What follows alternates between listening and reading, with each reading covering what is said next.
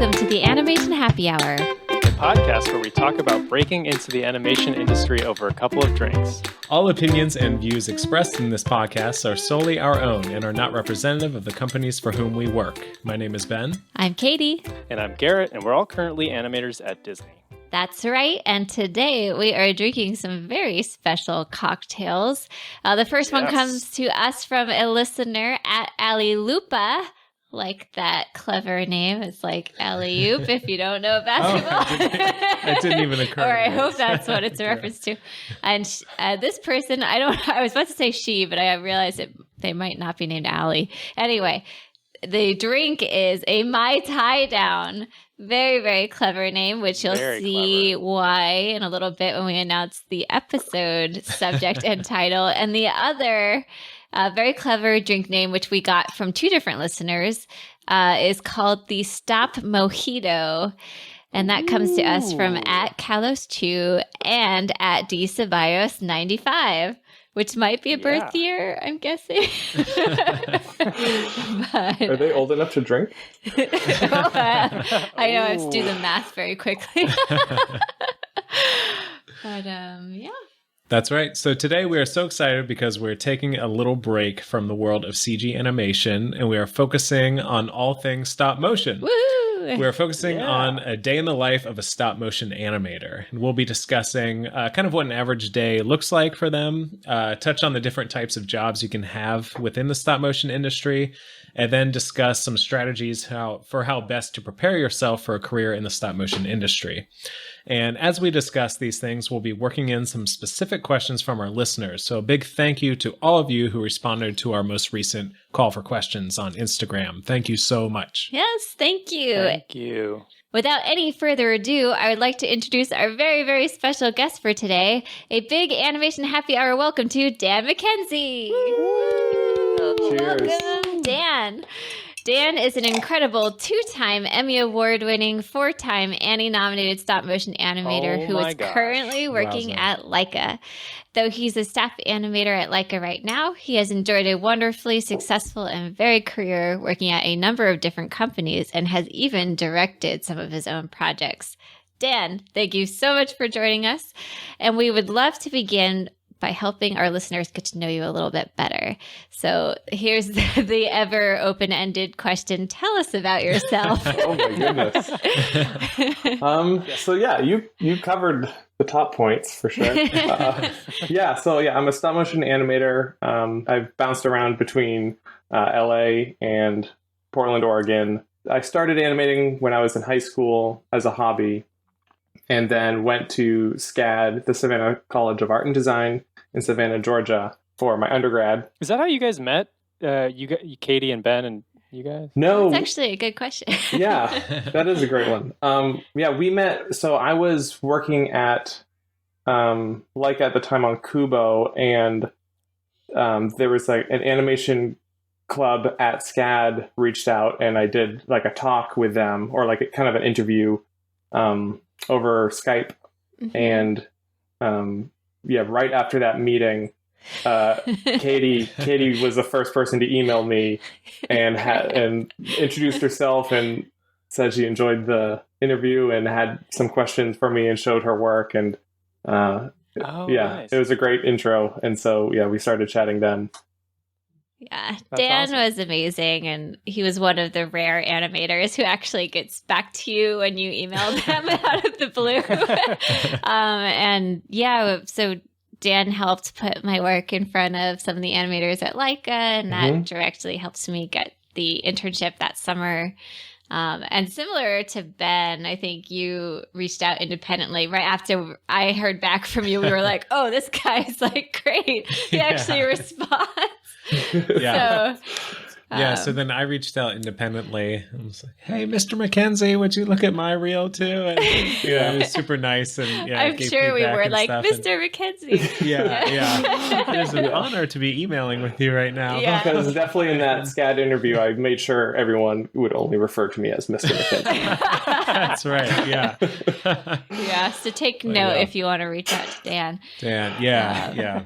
But He really yes, responds well to And I remember seen as a figure of then authority. when we first chatted, and I looked at your work, and I recognized some of your artwork, and you were like, "Oh yeah, I started following you on Instagram, and I saw some of your illustration artwork and on there, and I remember I like recognized it when you showed me your work."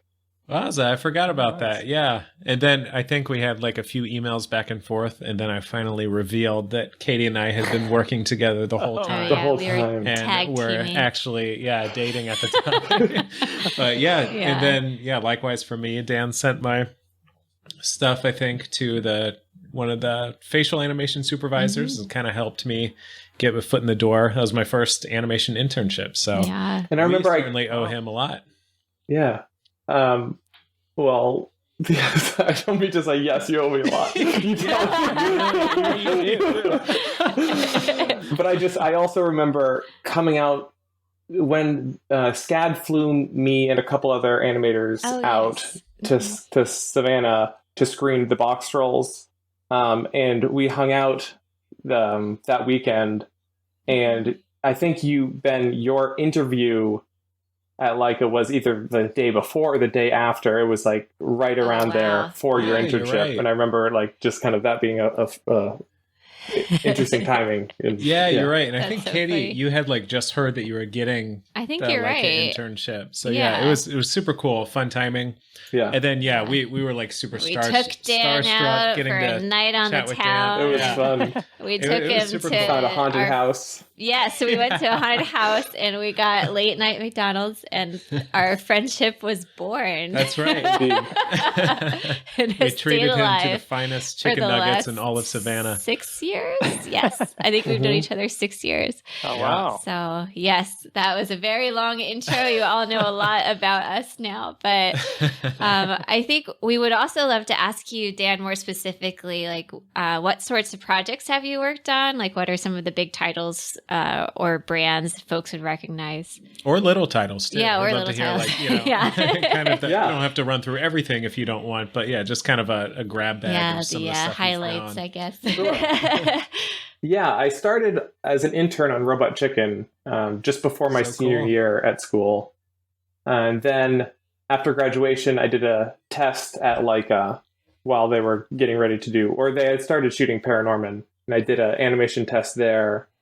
And then while I was waiting to hear their verdict, I animated in LA on another Adult Swim show called Frankenhole.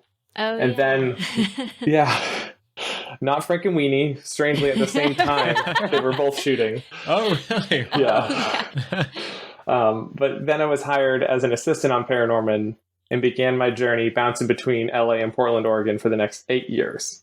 Wowza. And then, in that time, I worked on Anomalisa, The Box Trolls, Supermansion, Kubo, Tumbleleaf, and Cosmos. And Wow. That's quite the portfolio of work. That's awesome. Yeah. It's a good variety, too, which is something I've enjoyed. It's not all one style. So did they fly you out there at LAIKA for a test and then like fly you back for? They did. I don't know if that's something they do all the time, but they had a recruiter come, and they were just looking for CG interns at the time. But I met with the recruiter and showed her my work, and I had some clips of my senior film and my internship at Robot Chicken where I did do some shots, and so my reel had some production work, which was helpful.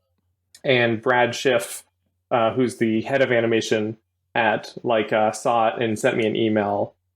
And I remember, thinking it was spam at first. It was just like out of the blue, just an email just straight from the head of animation at LAIKA, and I didn't believe it at first. And that's how I felt about your email, Dan.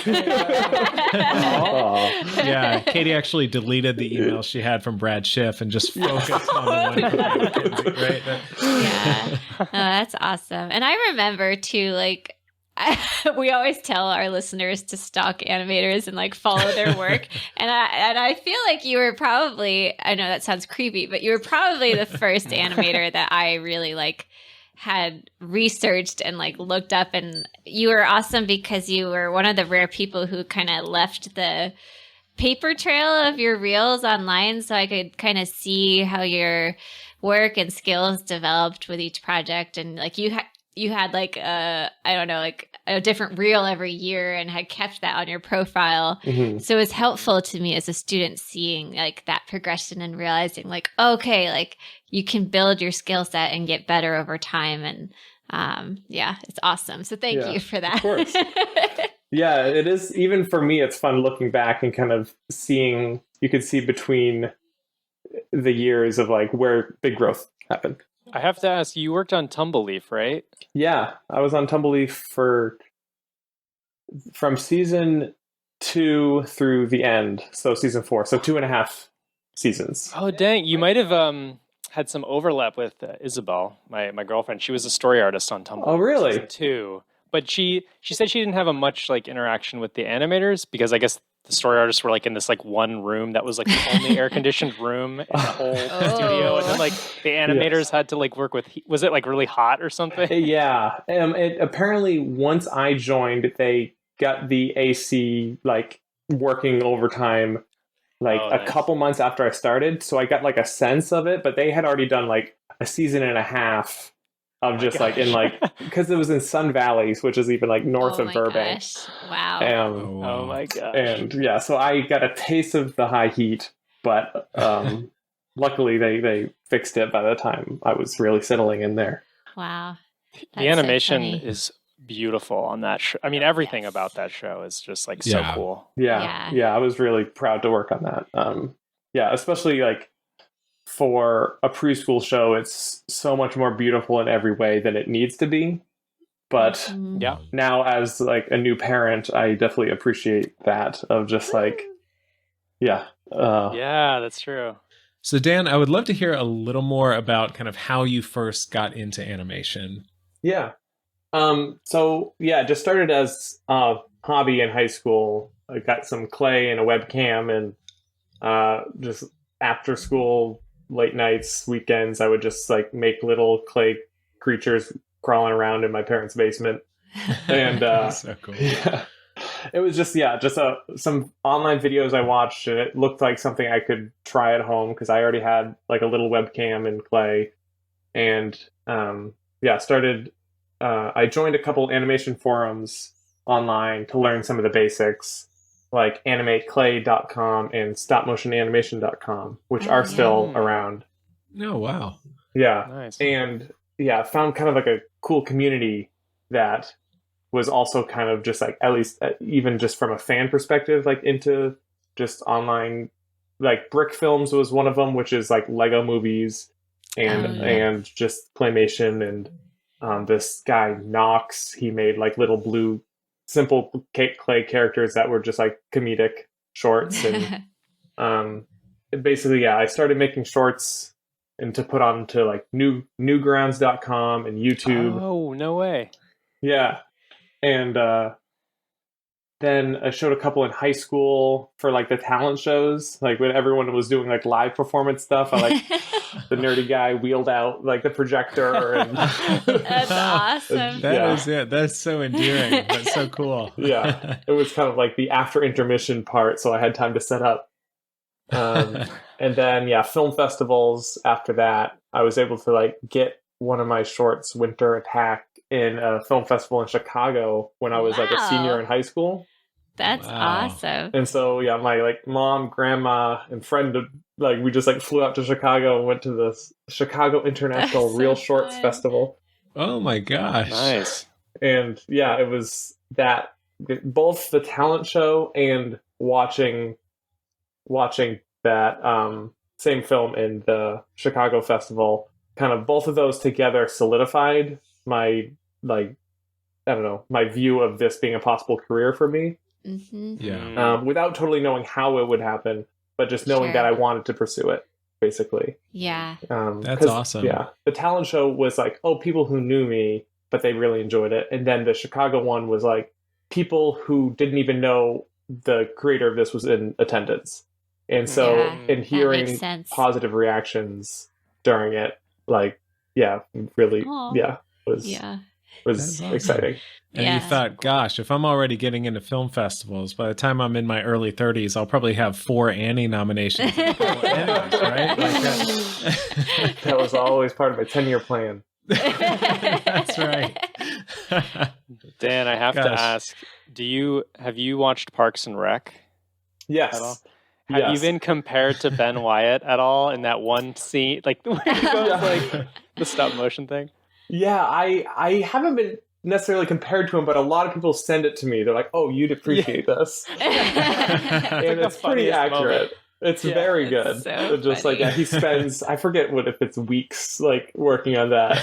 Yeah, he's like, I thought I animated so much more. Could a depressed person make this? Yes, that's great. Amazing. You mentioned you went to SCAD, so I gather like you decided to go to art school, and was your family supportive of that decision? And that's a good question. Yeah. So thankfully, yes, both my parents were very supportive, and it's something I didn't realize at the time was so crucial and helpful.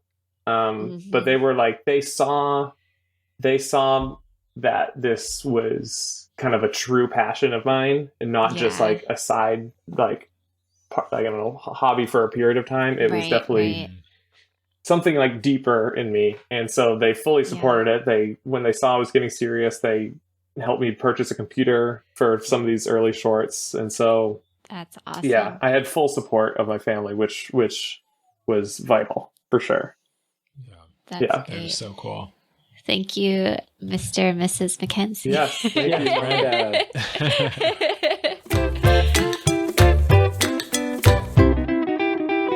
All right, so let's start with the absolute basics here. Dan, what is a stop motion animator? Can you explain like we're 5 years old? Yeah, a stop motion animator is basically someone who poses a very expensive action figure and then takes a photo of it and then poses it again, moving parts of it in whatever direction they want them to travel, and then take another photo. And then you flip between all the photos and it creates the illusion of movement. Makes it look like the action figure is coming alive. And it's 12 individual pictures per 1 second of footage for TV shows, and 24 individual pictures for features. Yeah. Oh, that's cool. Yeah, that's a great distinction. Yeah. That's awesome. So what would you say the average day of a stop motion animator is like? And can you sort of talk us through the life of an individual shot or a group of shots from, launch of the director through completion? Yeah. So for, it's probably simplest through when you're animating on a TV show. And so you enter a shooting stage, which is usually a 10-foot by 10-foot curtained off area that has the set, the camera, the computer, and it's essentially like our version of a cubicle. And so you're kind of there for either just a scene or just a shot. But you basically, you receive the puppets, you put them on little stands so they can just kind of stand straight up, so they can be placed in the set. And then the director comes in and gives you direction on stage so they can kind of see what the camera sees, and they direct you on set, and we can kind of position the characters so we kind of know the staging. Yeah. That is super cool. Yeah, and then once they give direction, then we're kind of left alone for a bit to tie the puppets down, get them into essentially kind of the first frame. That would be for the shot.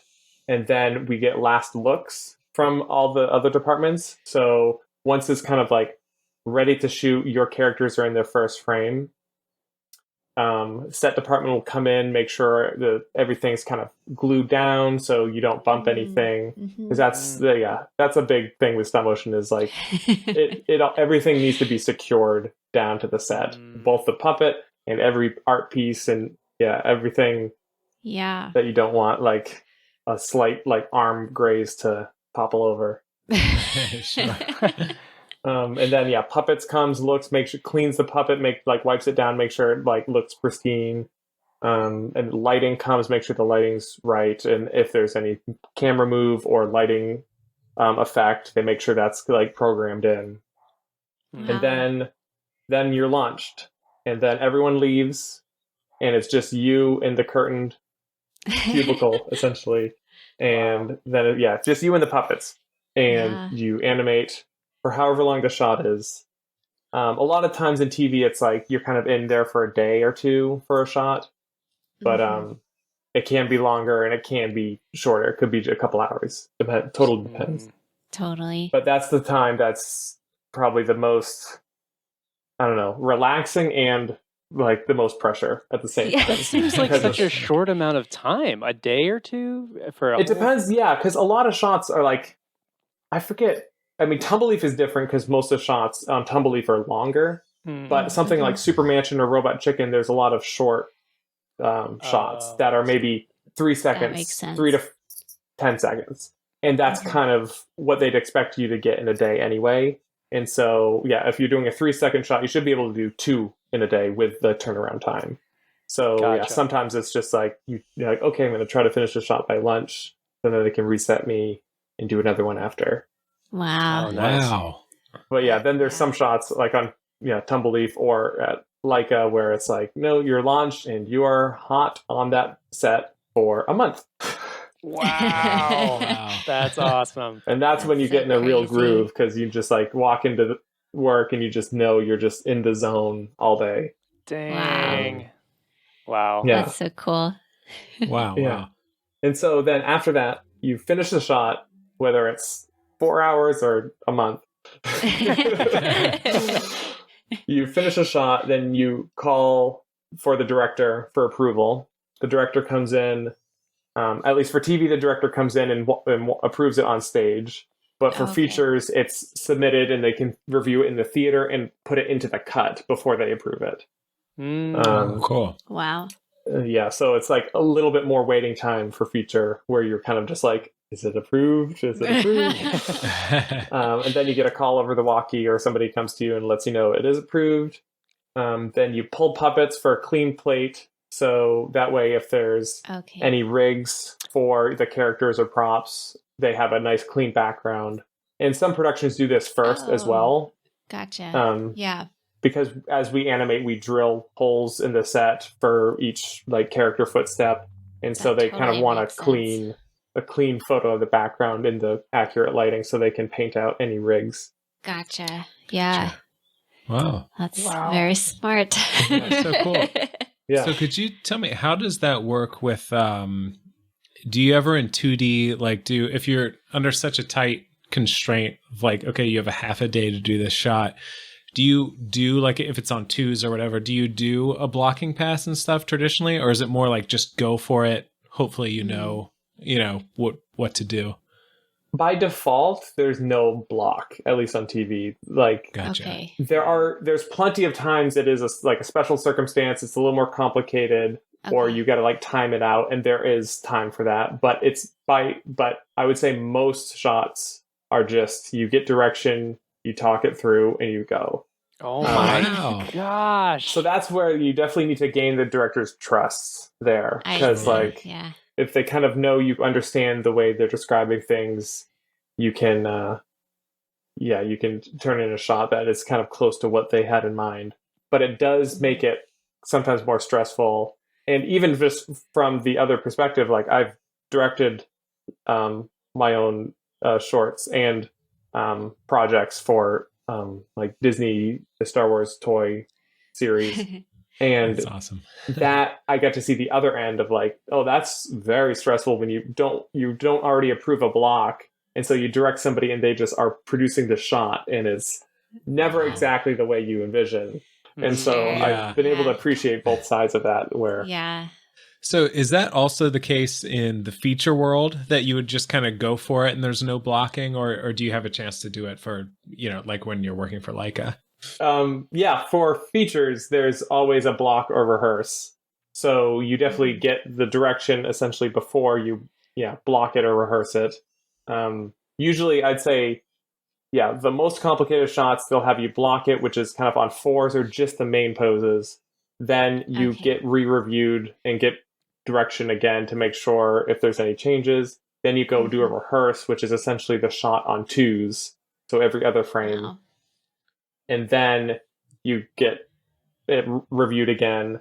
and then you're launched on what they call the Hero Pass, and that's the one that's for LAIKA shot in stereo, everything's final checked. Like that's the one that will be seen in the movie.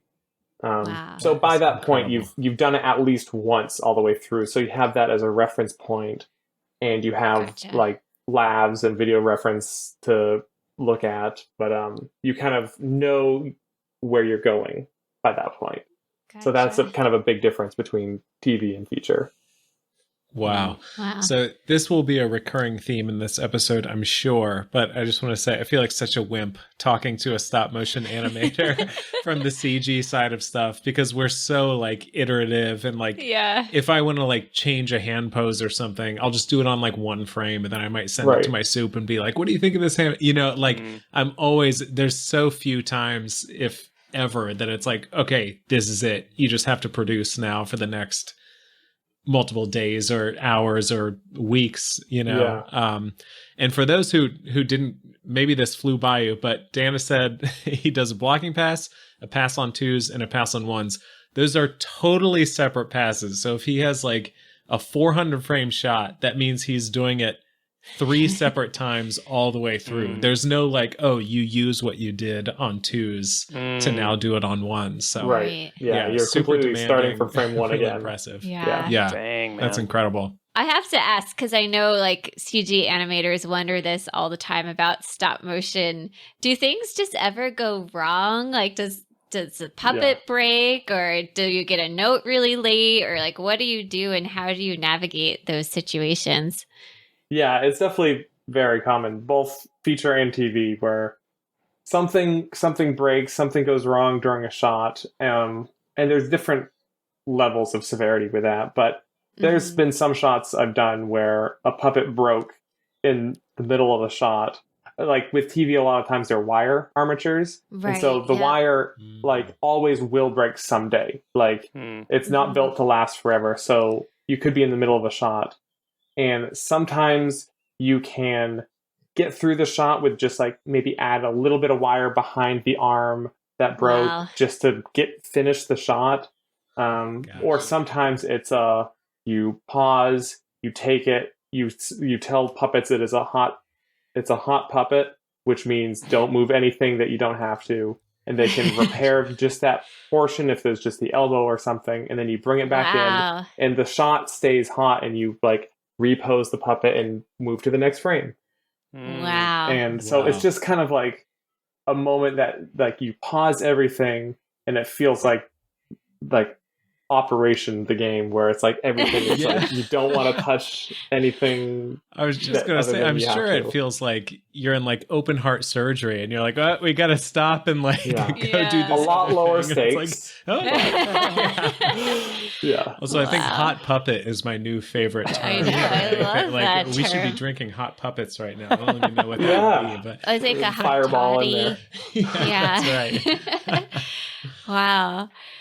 So like on a similar vein, like just talking about production, do you guys go through crunch periods, and like do you have to do overtime, or does it like does production ebb and flow, or is it fairly consistent? There's a wide range. So starting on a production, if you're one of the earlier animators there's a lot of testing initially. Oh, cool. Yeah. Which is a fun period to be in, where you're more exploring and figuring out kind of how the puppets move, and maybe give notes before they finish the final puppets. Oh, awesome. Yeah. And then even when you start shooting early in the schedule, there is a quota for a production that you're trying to hit no matter what. But it's generally in the beginning of production, you're not behind yet. And it's more as you go through production, you become more and more behind schedule.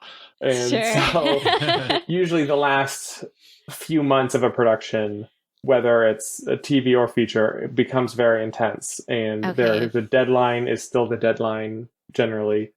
And there's the hours get later, and sometimes depends on the studio, depends on the job, but sometimes there's overtime, sometimes you have a day rate, and it takes as long as it takes. So it can depend from like commercials to TV to features, but definitely the Makes last sense. few months is crunch time, and it's very intense and stressful. But yeah, it is definitely. But on the whole of the production, there's like kind of like it starts calmer and then picks up and then gets really intense at the end. So Yeah. yeah, That seems fairly universal. right. Yeah, I think that's just Yeah. like any production in media, basically, Yeah. live Oh, action yeah. too. Totally makes For sense. sure. I'm really interested. Quick follow-up question. You talked about possibly giving notes on the puppet before they're finalized. Could you talk any more about like kind of common notes that you feel are given, or are they so unique to every production that it's hard to say? Yeah, so a lot of time, like a lot of TV productions, there's not much. Like the animation director will be the one who kind of gives most of the notes more before the animator really gets started. But on features, a lot of times as they're building a puppet, they give the armature itself to an animator to test before they put on kind of the body of it. And then they can test it like before. A ball and socket. Sorry, I interrupted. Yeah, no, totally. So it's something they could like adjust. So it's a ball and socket armature that they probably designed specifically for that puppet. So it's not generic at all. It is very much like specific for the puppet, and they want to make sure it can do what the animators want. And so you can kind of send back notes, and they will tweak it, but then get the body on it. And sometimes before the costume, you can test it again. If there's any notes, like you just need to adjust like the density of like the silicone, or you just need to like make sure it can bend. You know, this character has to do this sort of pose, so you want to make sure it can do that beforehand. And then it goes through. So a lot of times you have like a couple times where the animation director or occasionally the animators can give some notes to make sure it's going to achieve, when it's finished, the poses you need. That's super interesting. It's interesting because it's probably similar to CG in the way that like the design influences the rig so much. Like if a character in stop motion, I imagine, is like poorly designed, it would probably be really tough to like you just did that arm pose where you're putting your hand behind your head and your like elbows up. Like that stuff happens in CG too, where like, oh, the arms are too stubby to do that, so we need to like scale it down. And if you have to like tweak the design. So I imagine there's like a back and forth a lot with like design. Yeah. In the rigging. Yeah. And then with TV, a lot of times it's like, between like on season 1 of this show, it was designed a certain way that was very difficult for the animators, but they still had to do the whole season with it. And so season 2, they'll readdress the puppet and do some changes. So you still, a lot of it is you still kind of work with what you have. Totally. But then when there's a new season or like a big changeover, you can kind of address those things then. But it's rarely like a middle of the project adjustment. Gotcha. That's fair. So this next question is a little tough, and I know we talked a little bit about it in terms of like, what your deadlines might be for a shot, and you had mentioned it could be like 3 hours or like a month, depending on the shot.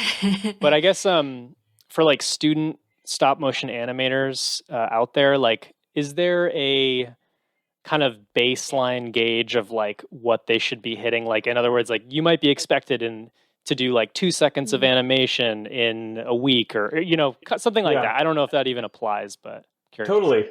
Yeah. And there's a big range in the stop motion world, but the kind of rough average is for TV animation, where you're doing 12 pictures per second. It's 8 seconds a day that they expect you to do. And that's generally if you're launched early in the morning and you have the day to do it. Okay. Gotcha. And so to break that down, that's essentially a second an hour if you have like the full day. And then for feature, it's more like 1 to 2 seconds a day when you're hot on your like hero pass. But at that on a production like that, there's the block time and rehearse time, and that doesn't necessarily count to footage for the movie. But in terms of when you're launched on the hero and you're animating all day, 1 to 2 seconds for a feature, which is on 1s, or 8 seconds for TV, which is on 2s.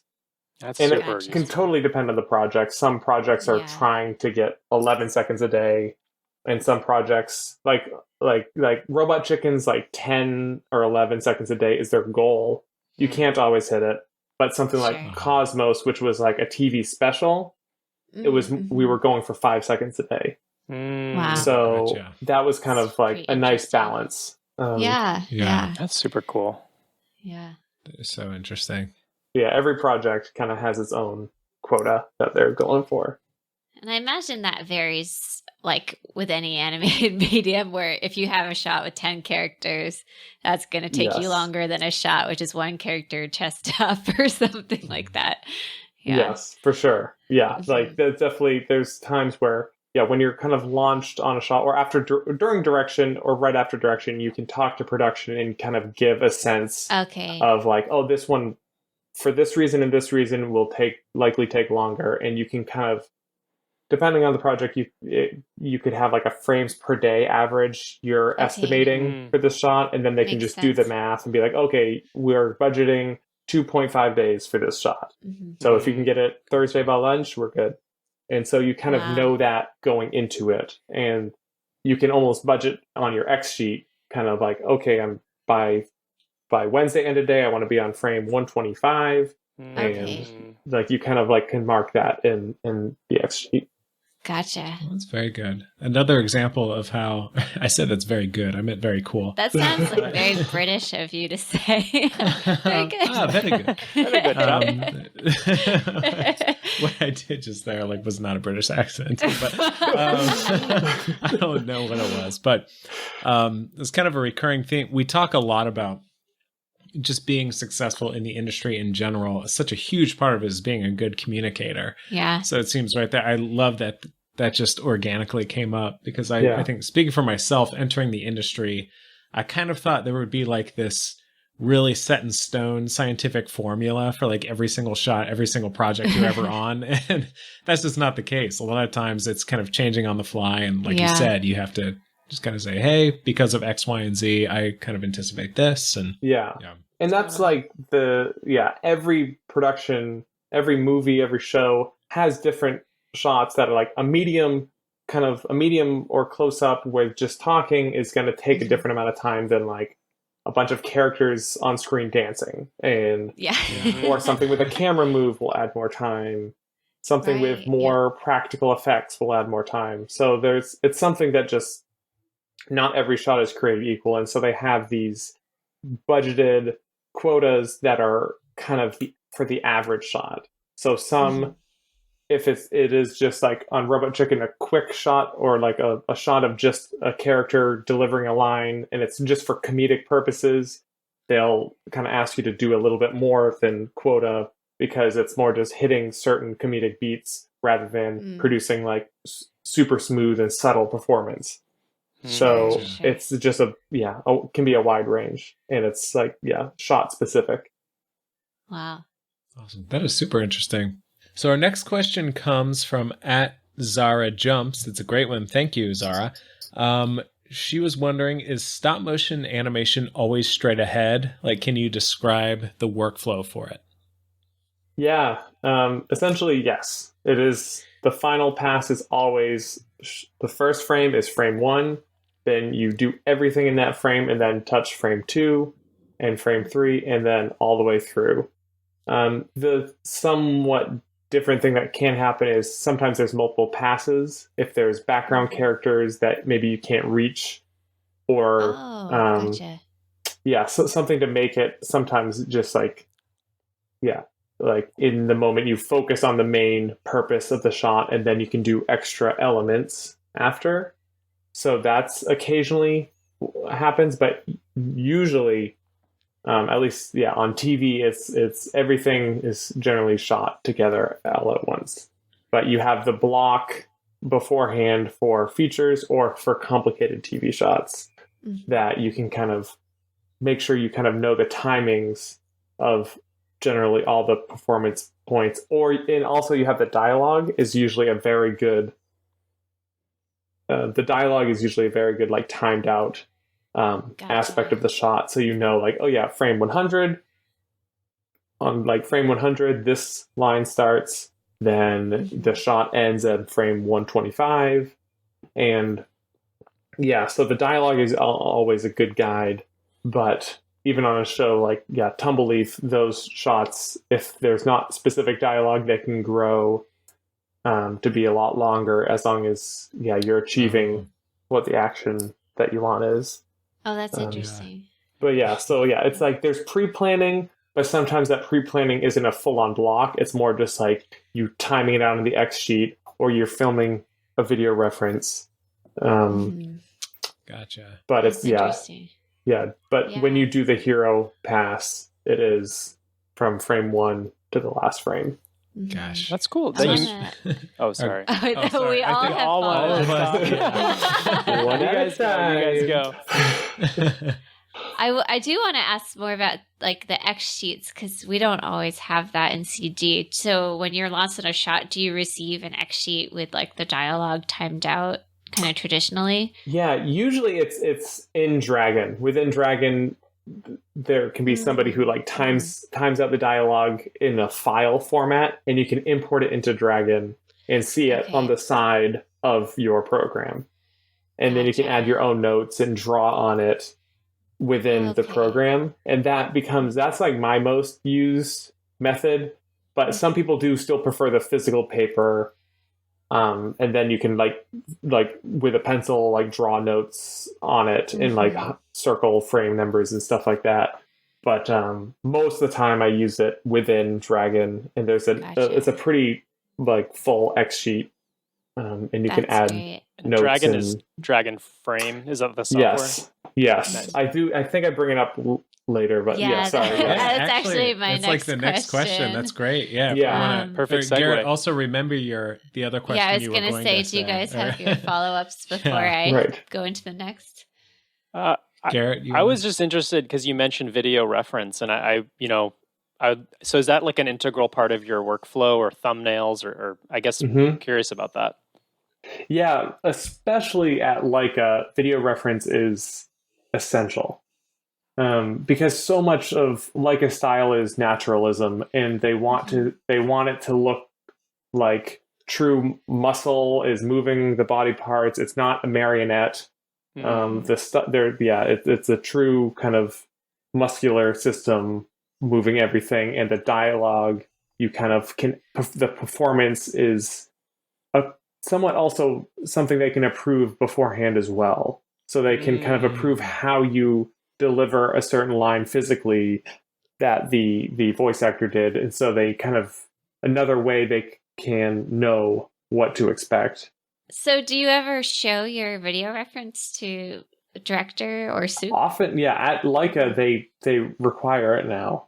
Wow. Which is something that's really like developed over time. It was a helpful thing in the beginning, then a like very helpful thing and then it became something that is something that can be approved beforehand. So you can do a couple takes of it, and they can approve which take they prefer the most. So you give them kind of different options of the way to physically deliver the line, because you're kind of with the dialogue already done, you're just doing kind of the physical performance. And at LAIKA, the facial animation, which is a big difference there, the facial animation is done by a different animator.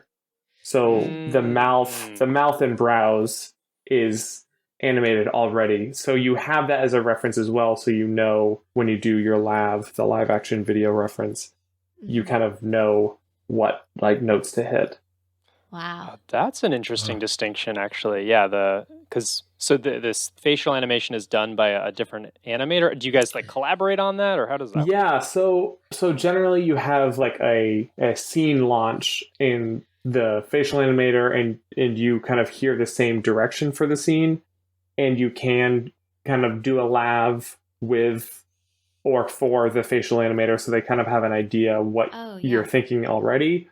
But a lot of times, like there are plenty of times that it's like, the stop motion animator doesn't even see the facial animation until you're directed for the shot, and this is it.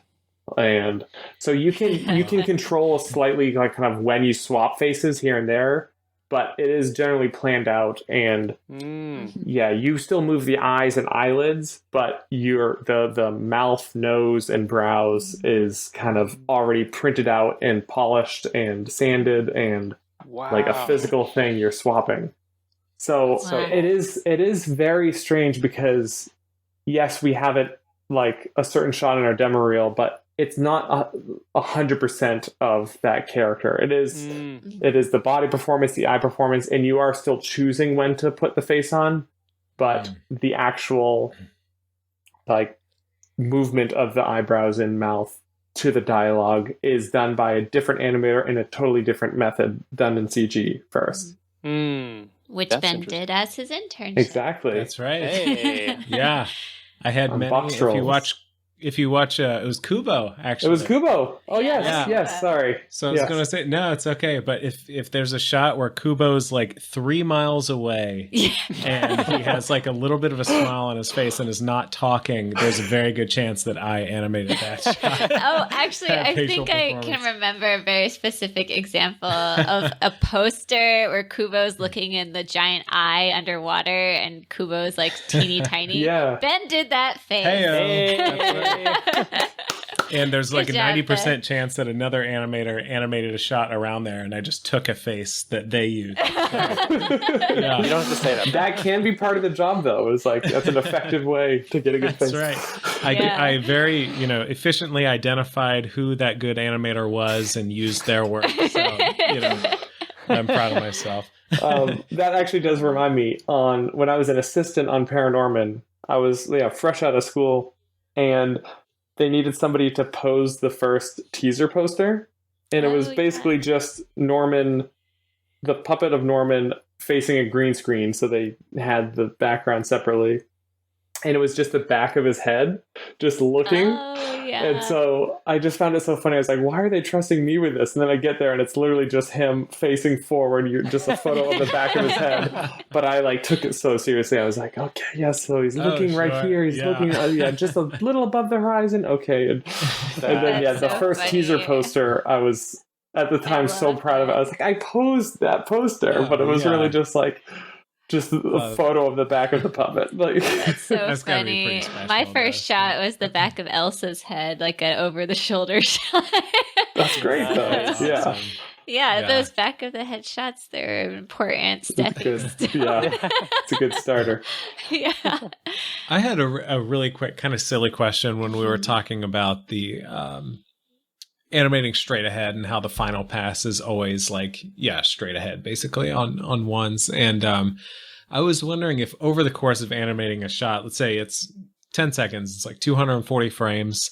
Do you find there are different sections in the shot where you're more or less nervous? Like within the first 10 frames, you're like, I haven't really committed to this yet. It's not a big deal. Or like in the last 20, you're like, oh my God, I might ruin the whole thing now. Or how does that go? No, for me, the first frame is the most stressful because that's the first time it's like you're like posing. You can always improve a frame. It feels like, but there's a point where like you have it and you just have to start.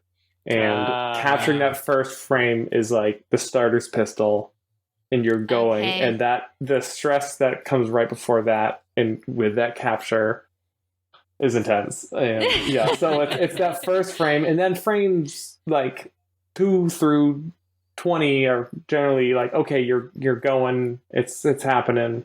But for me, it's I'm consciously aware that first frame is the one that's like I said, the starter's pistol. That is the most stressful, and then it all depends on the shot. If it's like a comedic moment, you want to hit that right, or an important piece of dialogue you want to kind of nail.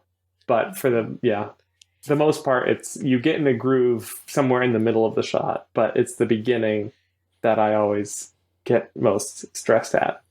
Wow. Wow, that's really interesting. It's cool to hear. Yeah. Like, not that you're stressed. I don't want you to ever be stressed. But it's very interesting. From I a love craft that you're perspective. stressed. Yeah. But it's also interesting because like you cut like the next day, if you got a hot set, So it means you're in the middle of the shot set, overnight. Hot puppet. Hot Yeah, body, hot set, everything hot shot, puppet. You're coming in. Hot yeah. pocket. Hot pockets. Yeah, for So lunch. stupid. But you come in the next day and you can kind of like, it's less stressful the next day because yes, it is the first shot of that day, but you know exactly where you've been, but you can kind of reevaluate. And sometimes I look at with a kind of somewhat fresh eyes everything up to that point. Okay. And sometimes I can improve the most recent frame before I move on to the next one. It's like, oh, I can tweak this and this because you have fresh eyes, which can be helpful. And yes, then it's like you're not cutting back to an earlier frame. You're just like improving that one frame before you move on. Gotcha. Yeah. You mentioned drag and frame earlier, and I wanted to touch on that, and also just sort of what sorts of softwares are you using on a day-to-day basis, and can you kind of talk about like just the nitty-gritty craft of animating and like using rigging tools or like specific rigging setups for special shots, stuff like that. And I'm getting ahead of myself a little bit, but I remember like when I was a stop motion animator, I would flick frames like crazy, like between, the last few frames and just making sure everything was flowing. And can you talk about, just your very nitty gritty process? So yeah, for animation program, drag and frame is the industry standard. And I'm happy with and lucky the time I kind of got into the industry, because while I was a student, drag and frame was out and I was starting to learn on that. But in my class, we were using Stop Motion Pro, which is what Aardman used at the time. But I having been with Dragon since early on and using it, seeing that program evolve with the industry. Because the Cleary brothers who developed that are awesome and meet with the different studios and improve it based on what the productions need. And so Dragon Frame is the industry standard, and it's not too expensive. $200 for a student, $300 I think otherwise.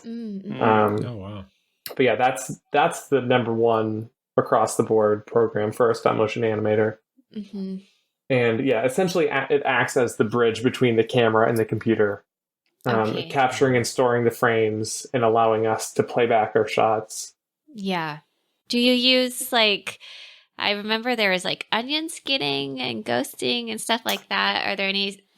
That's something that a lot of people get very excited about early on, but I almost never use onion skinning. Wow. It's definitely I find it's kind of like in a fade, you don't see the differences. It's literally blending the differences, but in a flip between previous frame to current frame, you see exactly what's changing. And I find that personally more helpful than a kind of blend where you think it stops here and then it's starting here. That's really interesting. But it is something Dragon Frame has, and some people do like it. But I do remember that seemed like a very important thing, but once I actually started animating, I didn't use it. Gotcha. Yeah. For more kind of some of the tools we use, IMAX for the computers is the norm. Canon DSLRs, oftentimes with Nikon lenses, so they separate. They don't communicate with each other, so there's no auto setting on the cameras. We have a tray or an animator cart of different tools, such as drills, vacuums, tweezers, wax, tie downs, mouth replacements, etc. And those are kind of our day-to-day toolbox essentially. Rigging is usually provided for any time a character jumps or would not have a frame, or would have a frame where it's not in direct contact with the ground. And so that's something, usually there's a kit you can kind of put together a rig for yourself, or there's a rigging team that you communicate kind of what you're going for, or even the director beforehand lets them know, and they can set up kind of a rig for you even before you get launched on a shot. Wow. And then you can adjust on the fly. But that's a interesting part that varies between productions, but is very important. Anytime a character is doing anything but just standing.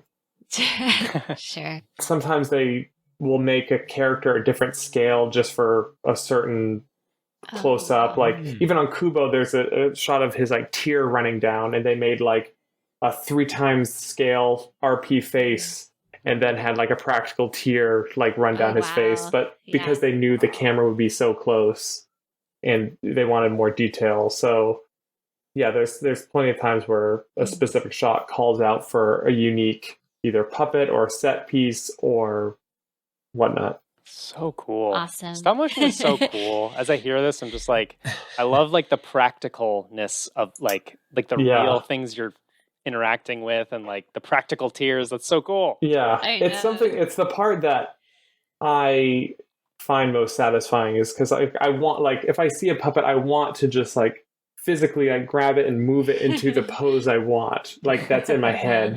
And that's something that is very different in CG, where you are using like a keyboard and mouse, which you can still obviously achieve. You can put it in whatever pose you want, but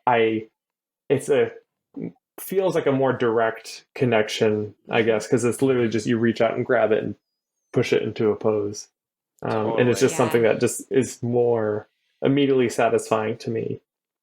And also I'm bad at CG. That's part of it too.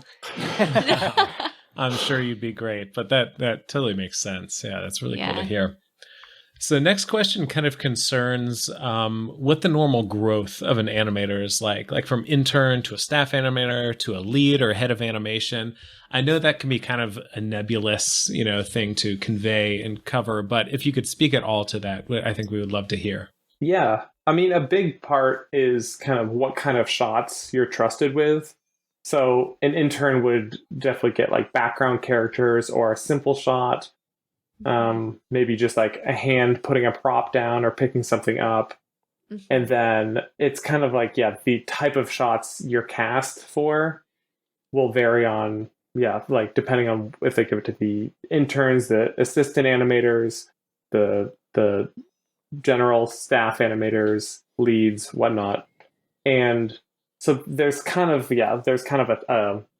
a difficulty level that is associated with each kind of job title even. Yeah. Sure. Yeah.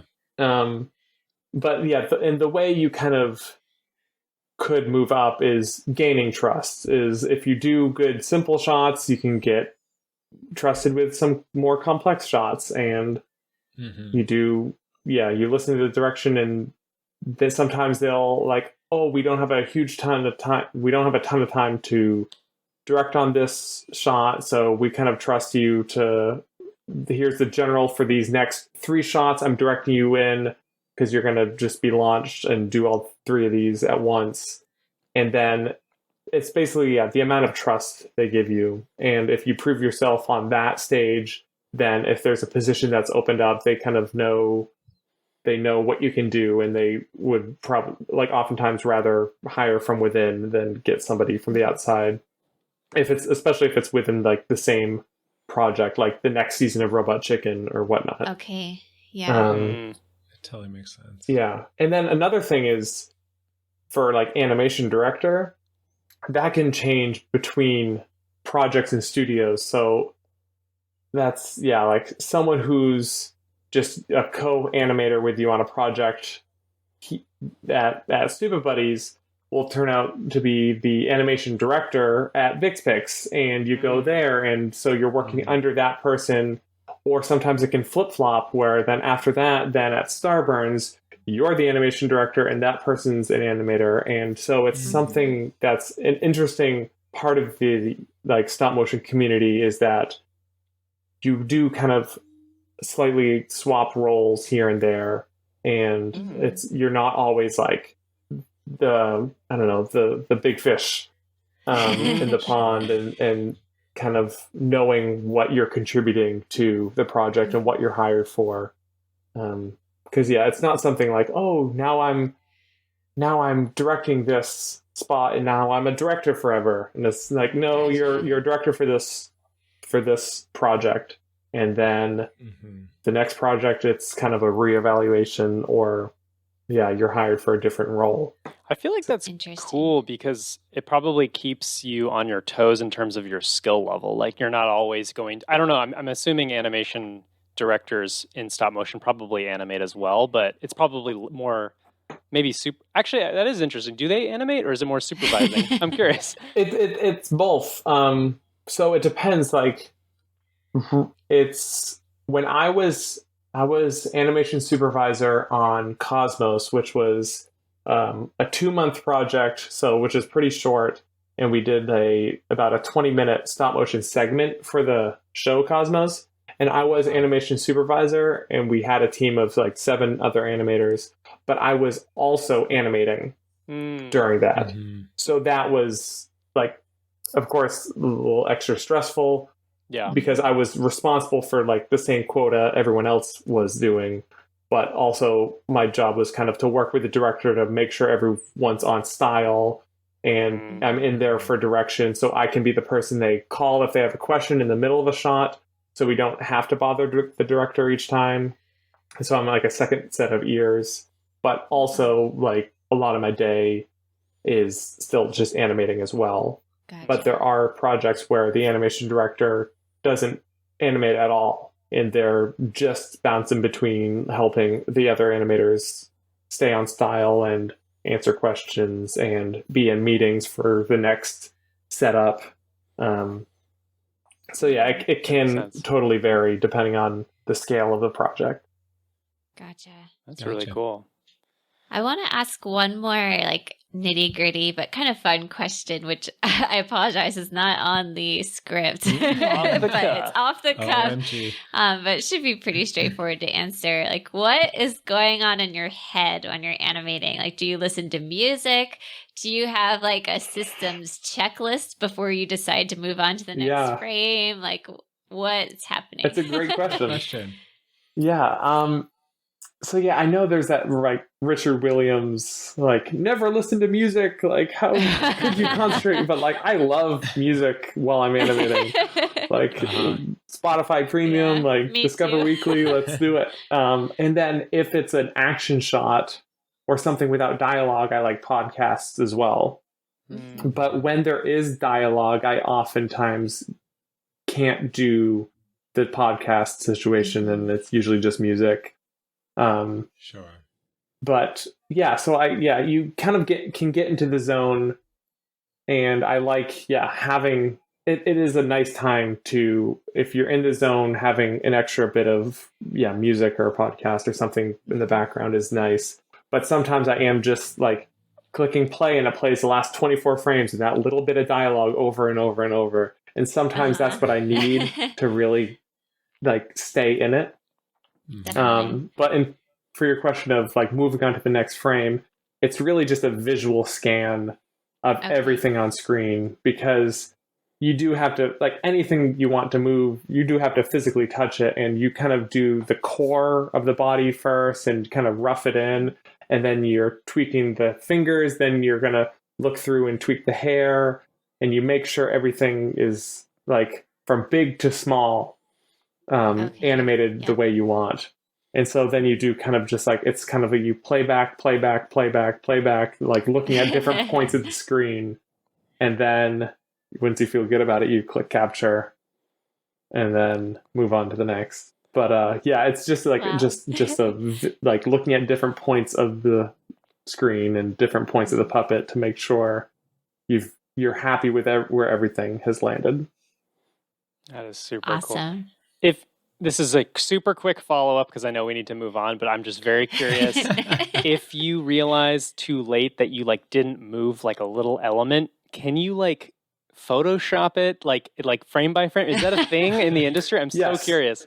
So if there's something as you need to go back and tweak something, you can do another pass where you're like, okay, I'm going to reshoot frame 400 to 450 because I stopped spinning this thing that's spinning in the background. I don't know, like something like that. And it's like, okay, you'd call it like a new element, and you could do just that section that you tweak.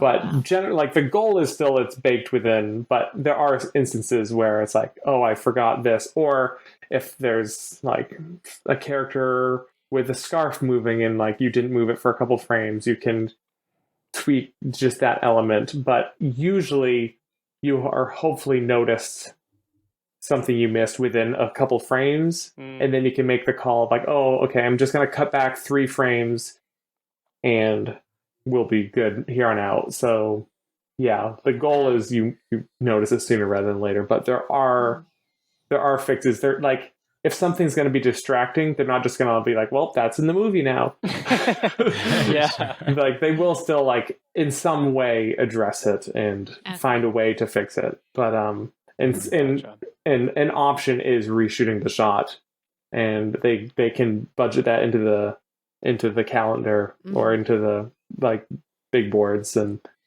figure out if it's worth it or not. But yeah. So Dan, we wanted to ask you, what other jobs exist in the stop motion industry besides a stop motion animator? Yeah, so this is probably not a complete list, but there's production designer, art director, carpenter, set builder, model maker, armature fabricator, puppet fabricator, editor, costume fabricator, production coordinator, facial animator, animation assistant, stop motion animator, animation director.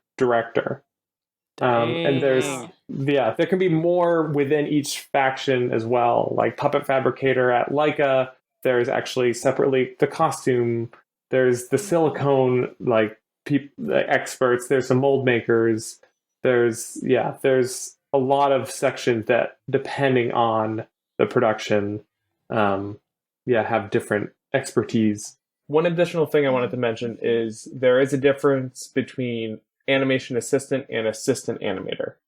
Some studios kind of use them interchangeably, but the main difference is an animation assistant is assisting the animation team. So they're keeping the supplies organized, helping animators with what they need, but they do some tests and shots, but that's not their primary job. Whereas assistant animator is someone animating every day, doing tests for the project or tests to train up in the style and eventually getting shots and getting trust. So that is something that it's kind of like in between the intern and animator roles, but they are kind of different jobs with a similar trajectory. It sounds like, or correct me if I'm wrong, is it a pretty like small industry in the sense that you know a lot of the people kind of rotating around? Yeah. So yeah, definitely that's a big part of, stop motion is a very small section within a small industry.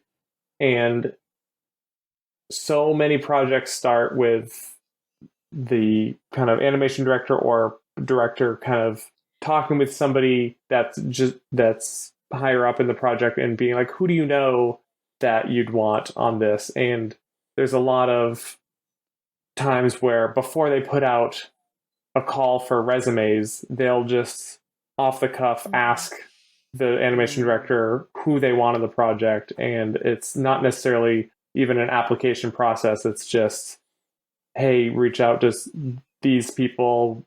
I liked working with them. Or you get even as an animator, when they're hiring more, sometimes we get questions like, hey, what do you think of so-and-so's work? Or so-and-so, like, how are they to work with? And so there's a lot of kind of who you know situations and who you've worked with. And yeah, it's something that you do want to be very aware of, because who you maybe didn't get along with on one project is actually your potential boss for the next one. So it is something where, you want to stay kind of on good terms with everybody. For sure. Work well with others. Yes, always. So our next question is a very important one. How does someone interested in stop motion get started? And basically, I'll kind of extrapolate on this and say kind of a big important sub question to that is the traditional school route the best, or are there other options? Yeah.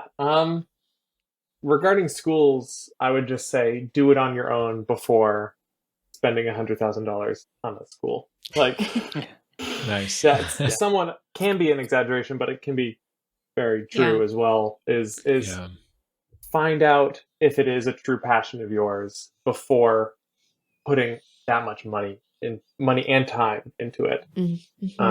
That's great. So yeah, like it is something that you can start on your own to find out if it really like ignites a spark in you, or and then like you can find out early on, oh, this isn't for me, as opposed to 2 years into school you really realize that, and it can be a lot harder to switch gears at that point.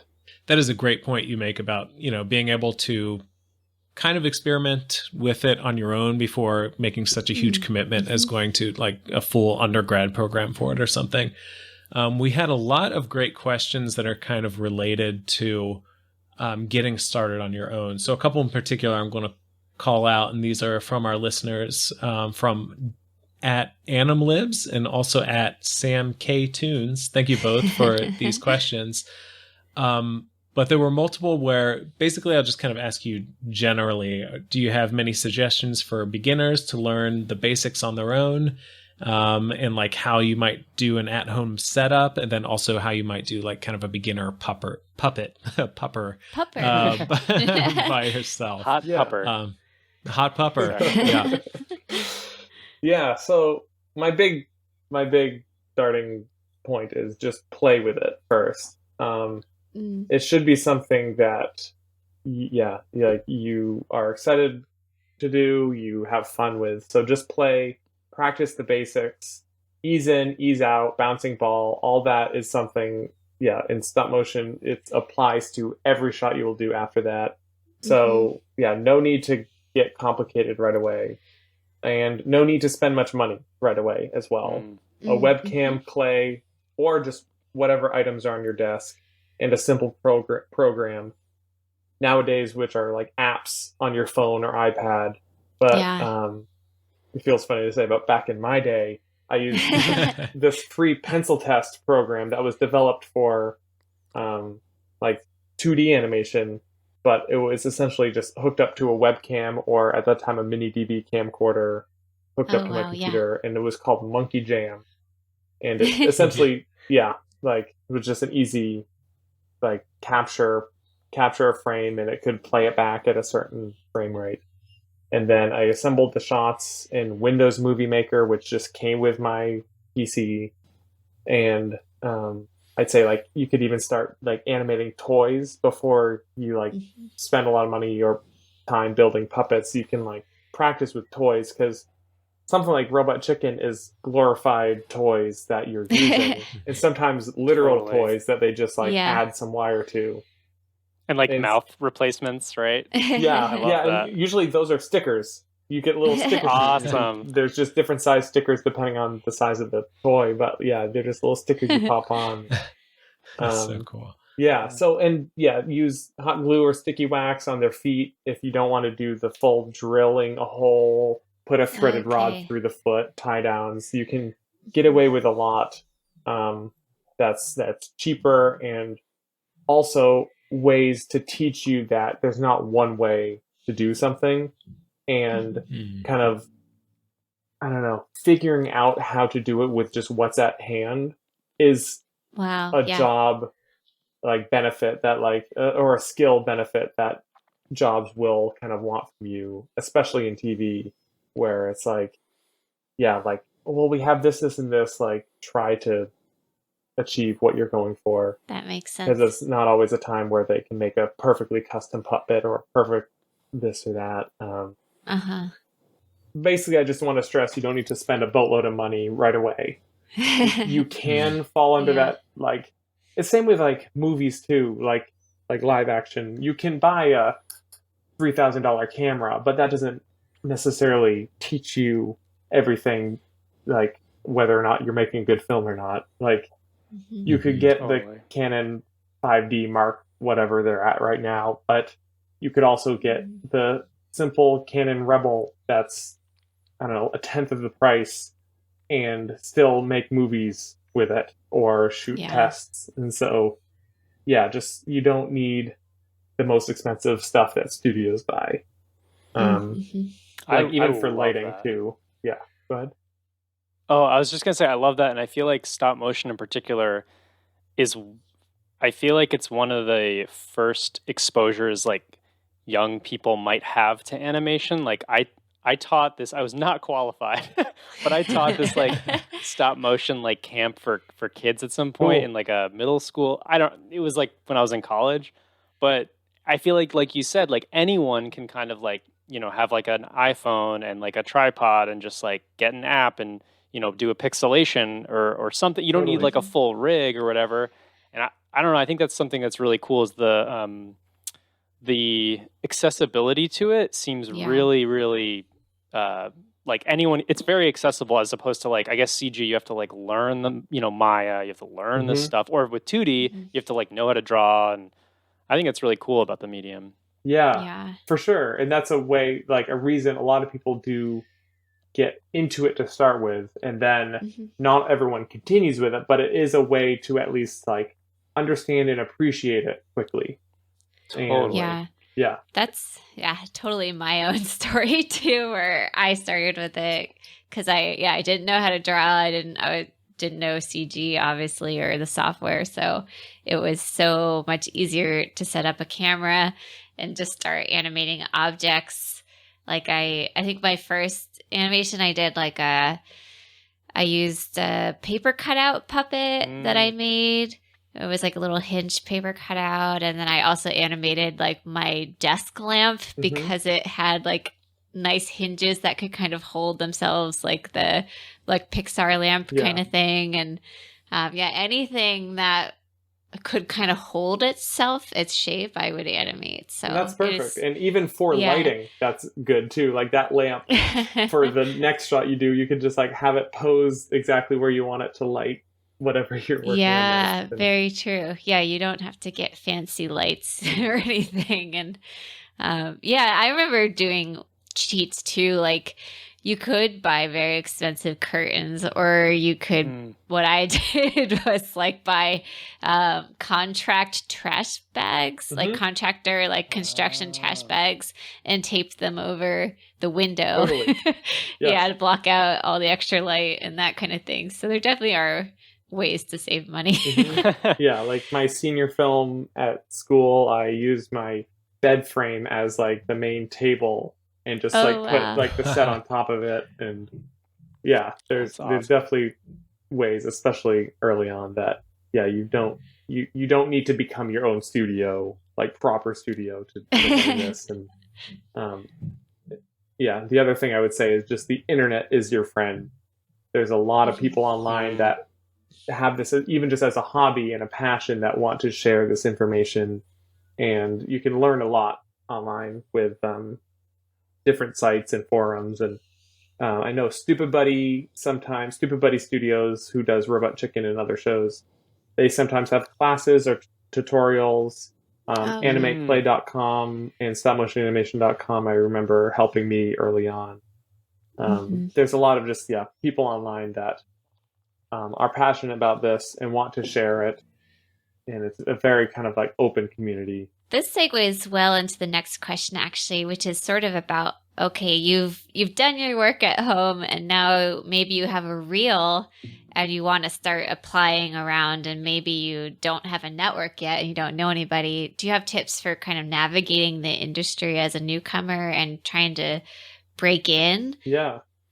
I mean, honestly, kind of the way you did it is a great way. And that's kind of what I did as well, is just a cold email. In your case, it wasn't a cold email, but like just like emailing people that you like their work or respect their work. And it's basically so much of this industry is knowing somebody who knows somebody who works at that company and can help kind of get your work in, or get an email for you to send your reel to. But yeah, it's basically doing your own research. A lot of company websites have a contact email. You can don't feel like you have to see a job posting to send your work. You can send a studio your work, and like it'll get filed away somewhere, and then they can look like, oh, we need a stop motion animator, or we need a puppet fabricator, somebody emailed last month with that, and let's take a look at their work. That's a great tip. So yeah, it's basically don't wait for somebody to ask for it. You can share your work kind of directly and reach out to people. Not everyone will respond, but it is something that is an important way to make connections in the industry, and it is a way to get your foot in the door. Mm-hmm. In a similar vein, we had a question that was kind of asking, what do recruiters most like to see in a stop motion reel, or like what sort of shots might stand out? Shout out to @ElifAntastic. So thank you for that question. Great question. Great name too. Great name. Great. Yeah. I would say the number one is good physics and weight of just general true physics in the world, and weight and balance and control of a character. Control of the puppet is a big one, to make it look like you're not just pushing it through positions, like it is, everything's moving with intention. So those are probably the biggest, to where it's like you have a firm grasp of like your hands on a puppet, you can make it do what you're intending. And then there's of course character performance and acting, but I would say physics and weight is something that can throw off a reel right away. Or control of a puppet, where it's like if it's bouncing around and they're not really following the arcs or keeping the tracking of like easing in and easing out, it can basically really be a red flag right away. Makes sense. That's a great answer. I think what really speaks to me about that too is that I think, especially as a student, you might feel this pressure to be like, oh, I have to do this thing that's like super unique and original and like really like cerebral and like, that the recruiter has never seen before. And like that's awesome to be thinking that way, but it sounds like, ultimately the basics, believability is like the most important thing, because a lot of times just watch an animated movie, 90% of it are characters walking around and talking to each other, and doing simple things really, really well. So that's super interesting to hear. I'll ask this question because I know it's something I used to wonder when I was trying to break in. Do studios care about seeing things like rigs in shots, or like facial animation, and do those things matter at all? Or how beautiful the puppet is? No. Yeah, I'd say it depends. Like, they will care about the specific job they're looking to hire you for. They can ignore other things. I would say if the audio's cranked up too loud or there's crazy music, they might just mute it. But you don't worry about the rig in there. If you're just looking to be a character animator, it's fine that the rig is in there because they can. That's how they approve shots in a production anyway. They don't wait till it's perfectly polished to say if it's good animation or not. So focus on the part of the job you want to be hired for, and that's the part you want to have impress them. And everything else, I think generally they can forgive, because that's not what they want you for on the job. Totally.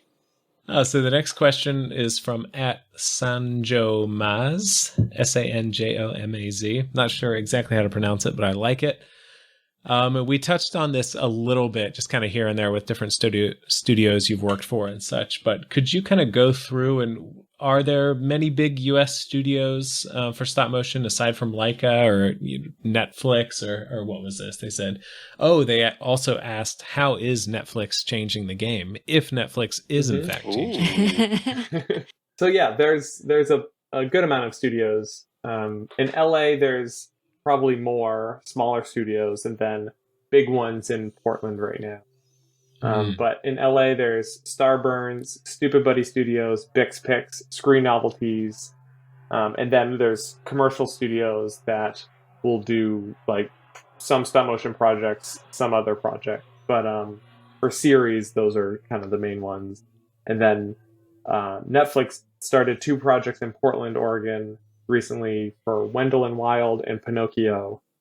And then LAIKA is up here as well. So it's kind of cool to see up here in Oregon that there's more projects happening up here as well. Because there's also Bent Image Lab, and Shadow Machine is up here as well. Oh yeah. So yeah, there's a good amount of stop motion studios that have different specialties and different types of projects they work on. Yeah, that's all super valuable information. And while you were talking about all the different studios that are out there and they kind of have different specialties, I think it kind of connects with this question as well, which is, could you talk a little bit about the realities of freelance or short-term gigs and kind of how one navigates all of that on top of navigating the normal everyday stuff of like, oh, a lot of people get their health insurance through work, but what does that mean if I'm working for 4 different companies in a year? Yeah, it is definitely a difficult part of this industry because, you're hired for a project, but it's 4 months, and then you don't necessarily have something lined up afterwards. So you might have a couple months of downtime in between, and it can be a difficult part, but it is a reality where part of your job, especially nearing the end of a project, is lining up your next gig. And I definitely lucked out for a good stretch of time of kind of when one's winding down, something else is gearing up, and you're talking with that company while you're winding down, and you have like an estimated end date, and you can kind of talk about when you could join there. Or a project wants you to stay for the studio wants you to stay for the next project, but you're talking with another studio. And so that's when, and ideally, you're kind of your own manager in that sense of making sure you have the next gig lined up, because we are hired oftentimes as like an actor would be for a show. And once that show's over, that's the end of your contract. And so some studios do have health insurance while you're on it. But again, that's for that 4-month gig. And then you can pay for that at full price afterwards. But usually that's not a plan that you could plan to afford at full price. And it's definitely a difficult and not fun part of the industry. And something that I'm now currently very much appreciating being staff animator at LAIKA, it is consistency is important, especially now that I have a 10-month-old daughter, and that is stability is something that I really realize I need now for the job, but that is something that is not there right away, or you can't necessarily plan for it. Period. Sure. It is definitely a true difficult aspect of the industry. Yeah. Makes sense. That can go for all of the mediums. Yeah, that's honestly like animation in general. Yeah, which we've or discussed film too, a bit. because even like costume department on a live action shoot would be hired for that sitcom or something. And right. Not always a company employee. And it can be feast or famine too. It's like you're employed. Right. A ton of work's happening for this period of like 3-4 months, and then there's like a 6-month dry spell, and it's tough to learn to manage that. Yeah. This next question, it's kind of a 2-parter. It's generally just about working internationally and whether that covers like folks from outside the US who want to work in the US and also US citizens who want to work abroad.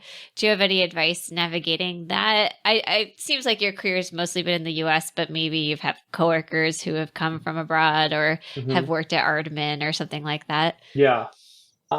Definitely my big point is just, even if you don't think it's possible, you're like, oh, they're in another country, that project's in another country, I can't even bother. It's like, reach out anyway. You never know what's possible.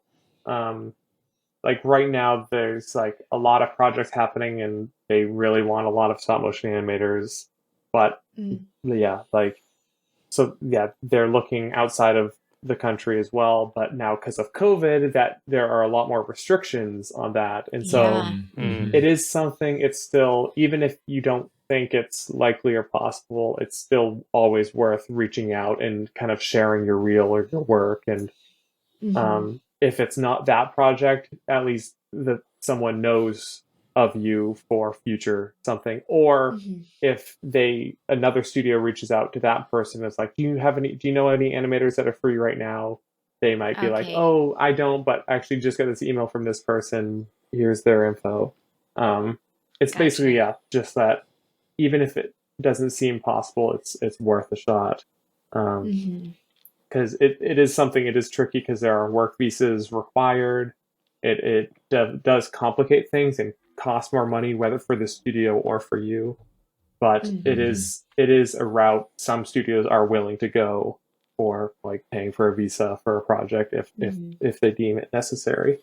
So next we wanted to ask, is it possible to work in multiple mediums? For example, could you be a CG and stop motion animator, or a stop motion and 2D animator?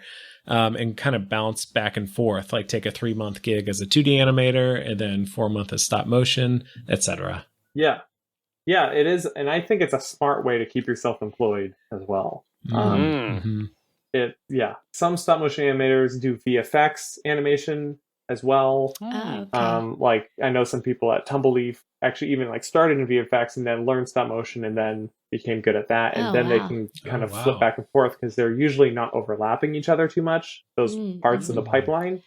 And so that is, I think, a smart way to have a longer term gig on a project. And then like I have a friend that does CG facial animation but also stop motion, so sometimes they get to animate the faces that they did in CG in stop motion as well, so they do get to claim the full performance. That's cool. Wow. Yeah, so it is something both that can be helpful for your longevity with a studio and keeping you employed, and also just like when there is a dry spell of one of your skill sets, you can lean on your other one for work. Another point of that is, I'd say there's different styles. Even like I'm just a stop motion animator, but the style for a TV show is so different from a feature that it is almost it is a different job. It's a different skill set that they're looking for, and that's something that I found very important early on for me to do, is like learn both and be able to kind of switch gears in my head to know that there's different goals for a TV show versus a feature, and being able to learn the skill set for both of those allowed me to bounce back and forth. Because it wasn't something where it's like, oh, now I was on Paranorman and now I only work on features, because that's not how it works. And the ability to bounce back and forth allowed me to stay employed for a long period of time. I think part of that is because stop motion is a smaller sect of animation. And so it's kind of like by necessity, you need to be able to do both and be willing to swap between them, because there's not always enough work in features to just only do features. I'd say the closest comparison is some commercials have like the animation quality of closer to a feature, but some commercials are more TV based and is quick and dirty. And so having that, being able to do that spectrum will definitely help you and make you more valuable.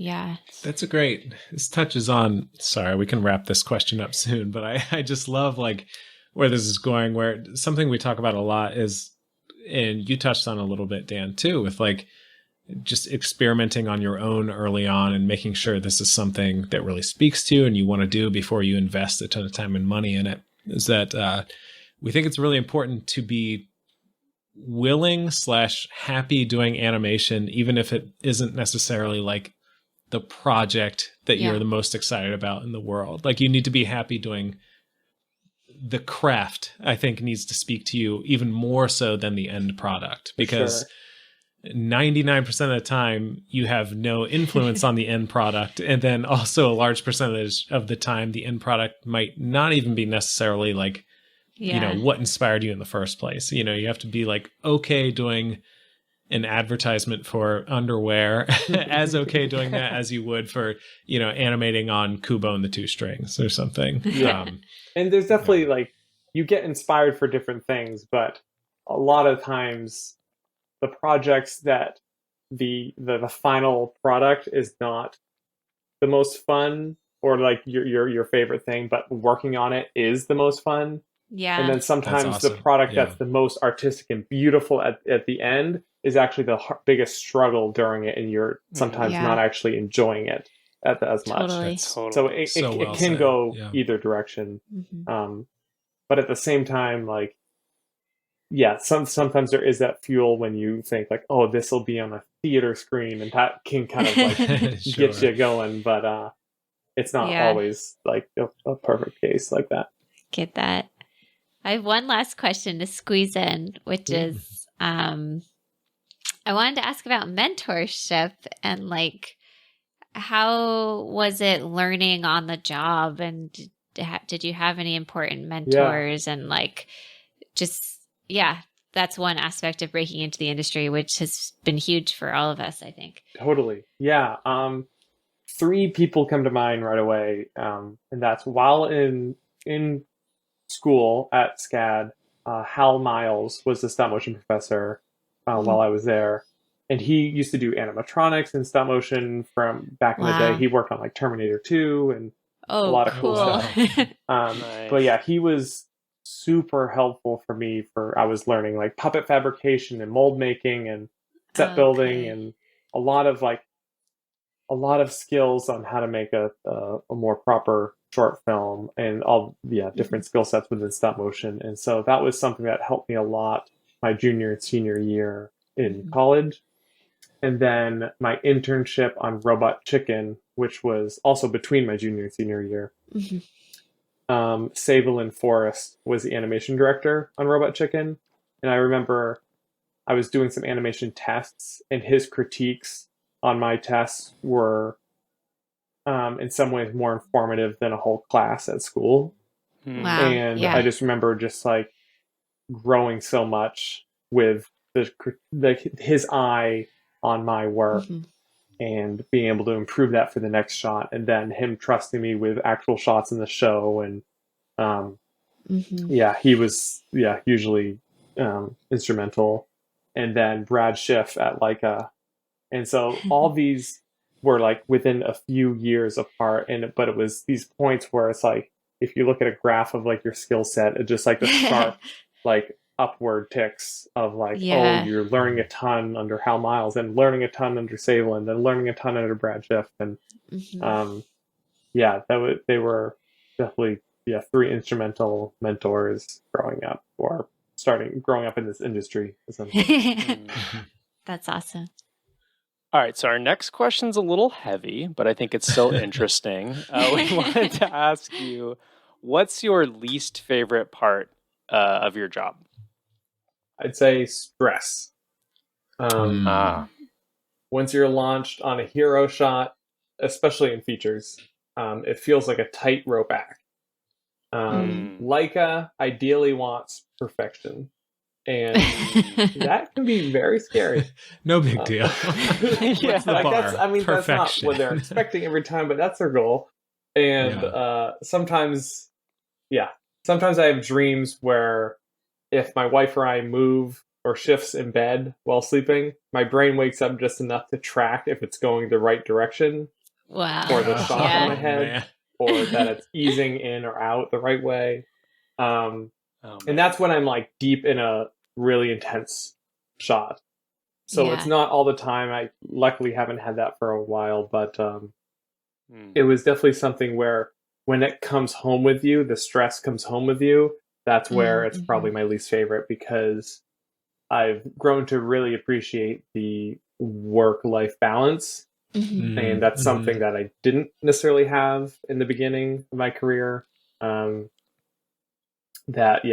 now I would say like being able to leave work and leave the your mental stress or your brain power that's working on that shot, leave it at work and go home and live your social life. And I just think, that's something that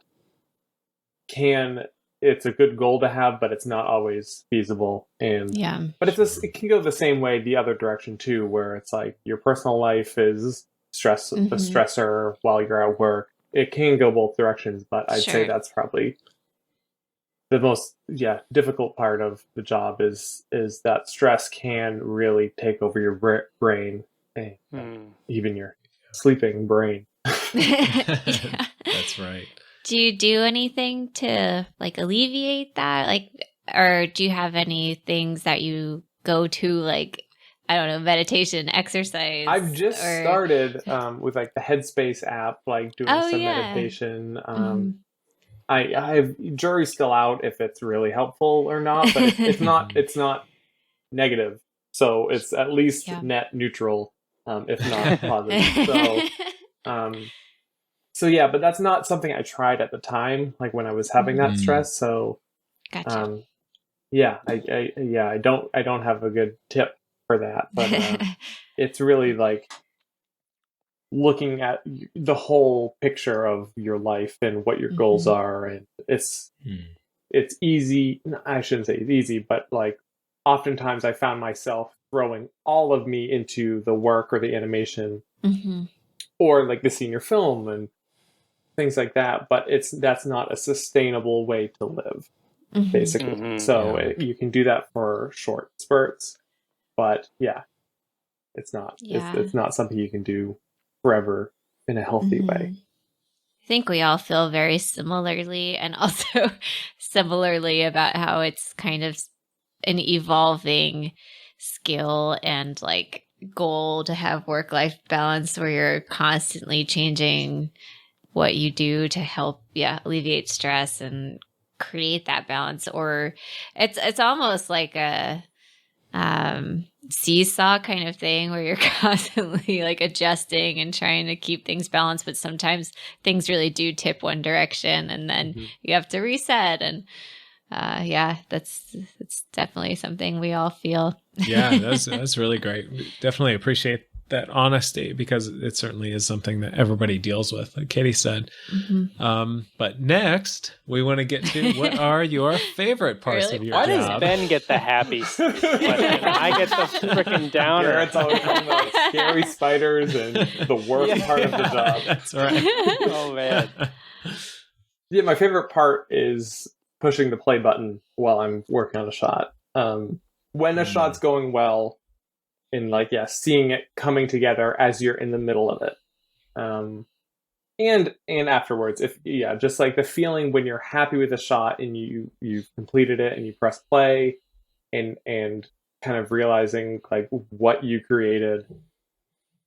It's a very satisfying feeling that is kind of probably what I got addicted to early on, and it is still a very similar feeling like in current projects. Like it's something because you're going one frame at a time, like looking at the minutia. It's the moment you like take that first step back and really kind of like look at what you've been working on and see all the little details come together. That's awesome. That's very cool. Do you have a favorite project you've worked on or favorite shots that stand out over your career? Yeah, I'd say the Box Trolls was probably my favorite project to work on. And a lot of that had to do with that point of my career, because that one I started as an assistant animator on.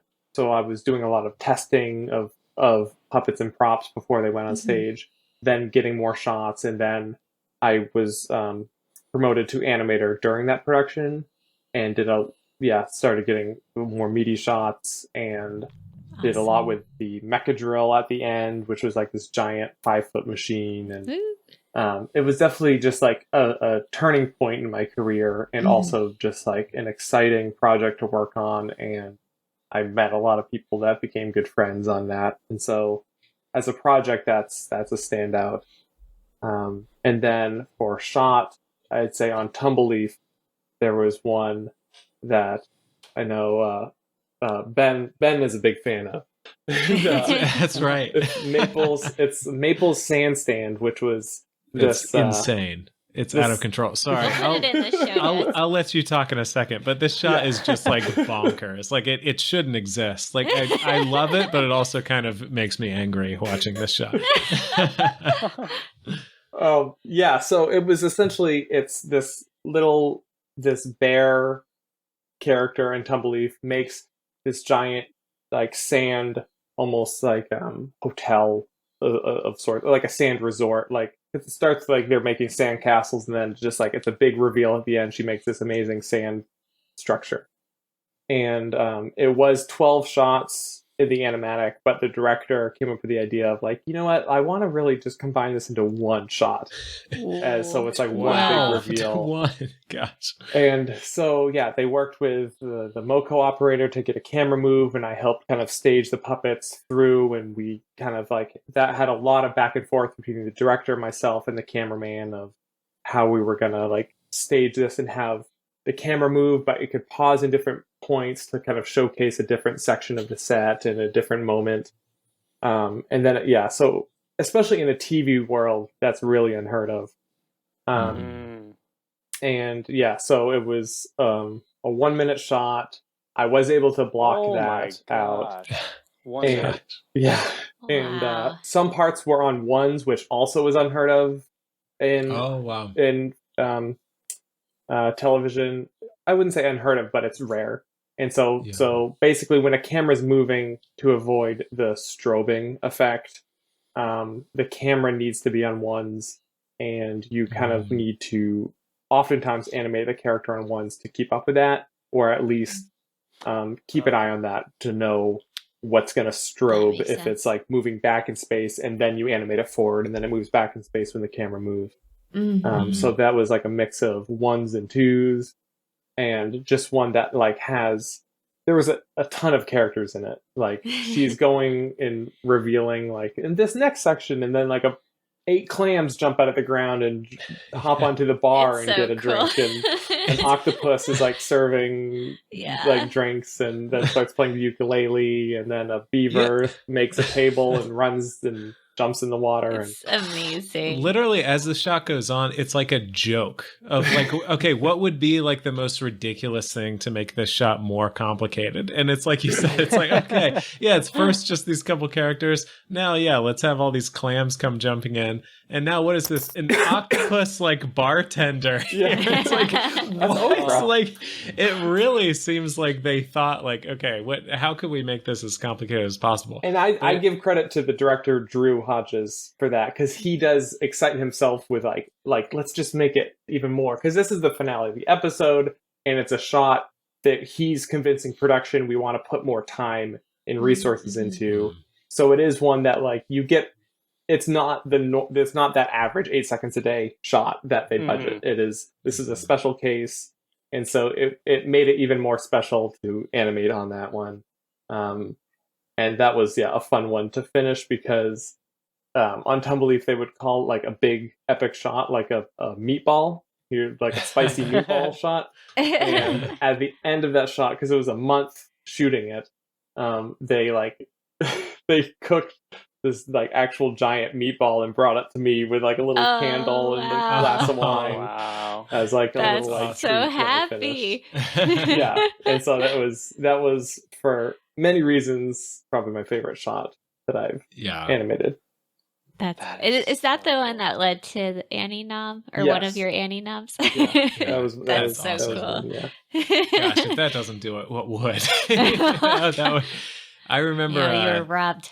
Yeah, I remember being at DreamWorks at the time, and I was sitting there with like a group of like 10 animators, and I was like, oh, this is my friend Dan. Look at this shot he did. And we all watched it, and then it was just like silence, and then you could hear a pin drop. And I think everybody was just depressed, and like, we all felt like fake animators after that, because it was just like such a cool shot. And although it's incredibly complicated, it just flows so beautifully. It's in a way that choreographed. You don't necessarily think about how complicated it is. We have to post this in our show notes. Yeah, definitely will. So yeah, big kudos to Dan for that one. That was incredible.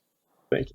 All right, so this next section is inside the Animator studio, and we're gonna do a lightning round. We haven't done this section in a while because we haven't had time, but we're excited. So this is the section where we basically kind of ask you a question. It'll be just like a fun question. I won't give you a preview because it'll be more surprising that way. But yeah, so here we go.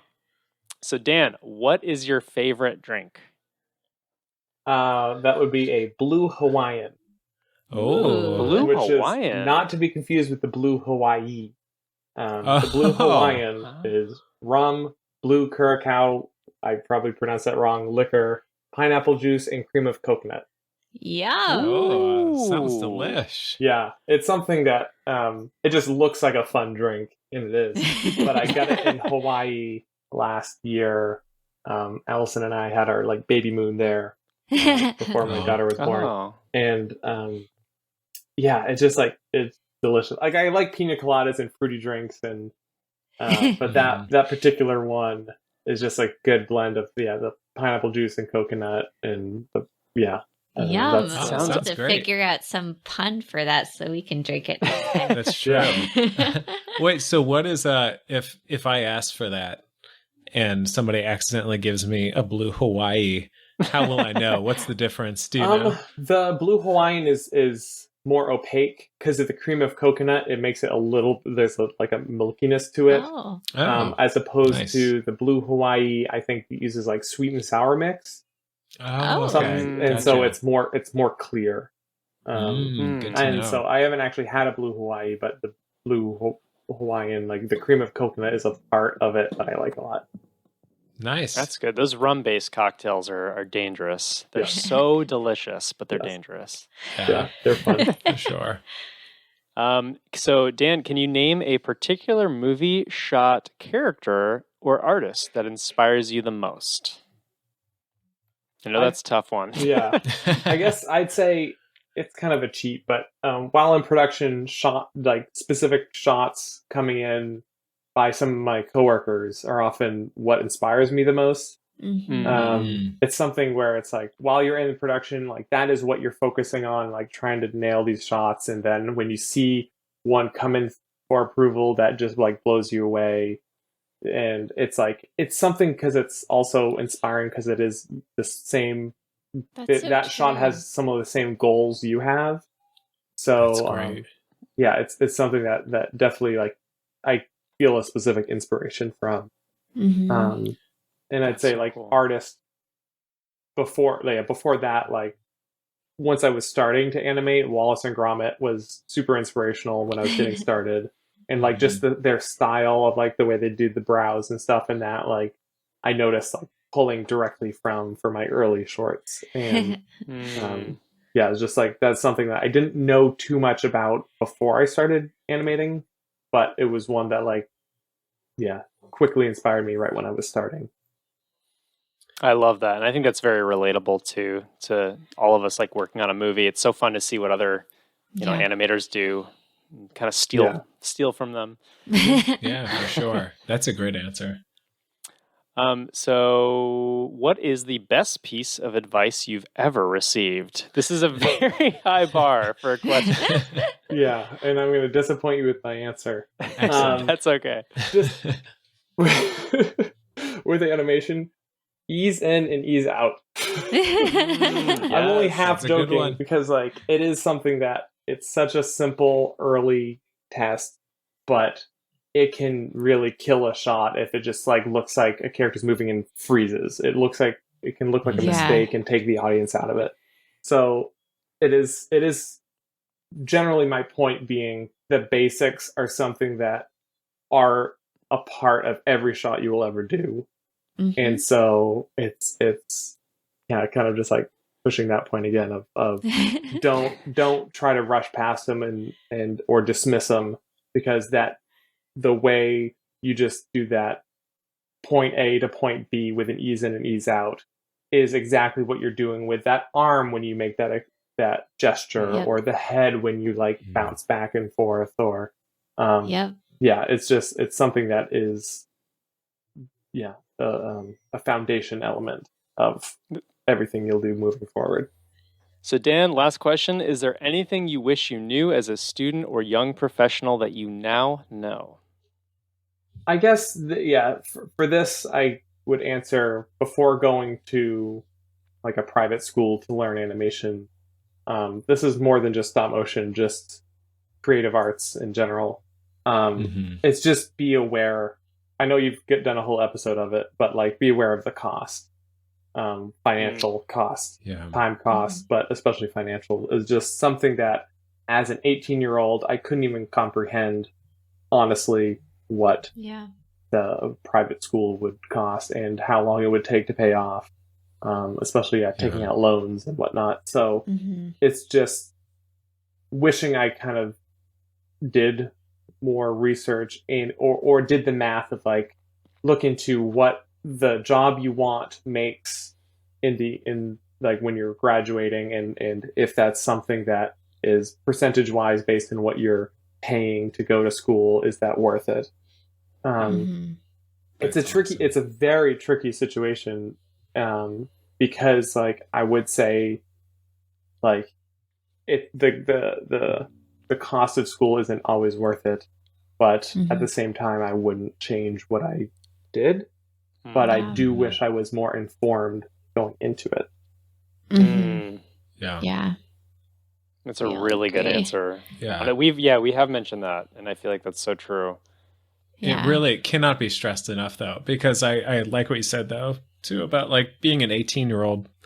It's such like an abstract, like I just remembered like, oh yeah, I have loans, like it'll all work out. I'll have the job and that'll make money. And like, you know, realistically though, there are people who get out of school and they have $130,000 in loans and they're making $30,000 a year and they have to pay for rent and stuff. And you're just like, the math doesn't work out. Like you're never going to pay that back, or you're not going to pay it back within less than 30 years. And you have to realize what it's going to be to, you know, be a 55-year-old still paying your student loans, you know, while trying to pay for the rest of life. To put it as hard enough without possible. The loans. It's hard enough. We should clarify, because it didn't come up organically, that like you absolutely don't need to have a degree to go into stop motion or animation, and there are animators who went straight from high school and were self-taught or learned on the job, and that can happen. So it's absolutely like a path to think about when you're weighing different options. And I remember considering that at the time, as well as like, oh, I could after high school take a year off and just practice on my own and try to get an internship. And honestly, I do believe that could have kind of become the start of my like career, but I definitely still wanted, like that point in my life, I wanted to go to college. And like us, you met your spouse there. Exactly. That's right. Go to Savannah to meet your love. Yes, exactly. Maybe that's the tip jar right there. Feeling lonely? Go to, you know.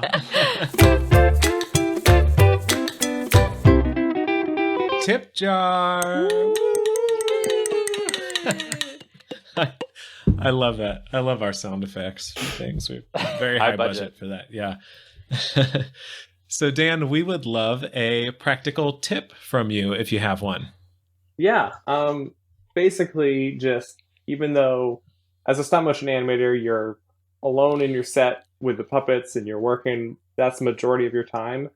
But no matter what, you are still making a project and collaborating with other people. And your job does interact with all the departments. And the main thing is just learn to work well with others and be respectful and learn to communicate well and take direction. And it's basically it's even if it feels like it's just you and a puppet, there's so much more to it, and it is a people industry and a people job, and you're all working together, and that is something that others will remember if you are difficult to work with on future positions. And it is something, one, to make everything go better on the project you're on, but it is also important for you moving forward in your career to make sure that you work well with a team. That's That's awesome. great. Very well That's a great said. one. Yeah. It's not just you and those hot puppets, you No, know. That's awesome. What's the hottest puppet you've ever worked with? Dang it. We need to Oh, redo yeah. these things. Top 5 hottest puppets. Both the sisters in Kubo. Oh, wow. Yeah. Oh, my gosh. So before we wrap things up here, we wanted to give Dan a quick opportunity to plug anything he would like, or maybe let us know how people can find him on social media and see what he's up to. Yeah. I'm probably most active on Instagram under at MacMation. And also, yeah, MacMation.com was my site. So, like, generally, I just use MacMation for Twitter and everything. Awesome. But, yeah, I'd say Instagram is where I post the most and am the most active. Awesome. Nice. So for anyone, we'll obviously link to that, but it's at MACKMATION, right? It's very clever. It's like the start of my last name. It is very animation. clever. If you find yourself chuckling when you type it in, it's correct. You're Yes, on the right exactly. path. Yeah. Well, on the social media note, as we wrap this episode, you can also find the Animation Happy Hour on Instagram. That's where we are most active. And I remember last time I couldn't even remember our handle, but it is at Animation Happy Hour. That is our handle. So follow us there. We have a newsletter actually that we mail out monthly with fun animation links and our current episode release as well as upcoming episode release announcements.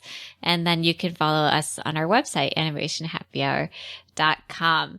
It always feels a little weird to end with this, but if anyone is so inclined, you can donate to the podcast and help support us. It does cost money to host our podcast. They're paying me so much. Dan doesn't Yes. come cheap. Recruit Expensive. guests like Dan. It was 4-time Annie nominated Dan. I mean, that commands a certain price. So yes, you can find our tip jar on our website and donate there. All right, so that about wraps up the episode. This has been Garrett. Katie. Ben. And Dan, thanks for listening. And happy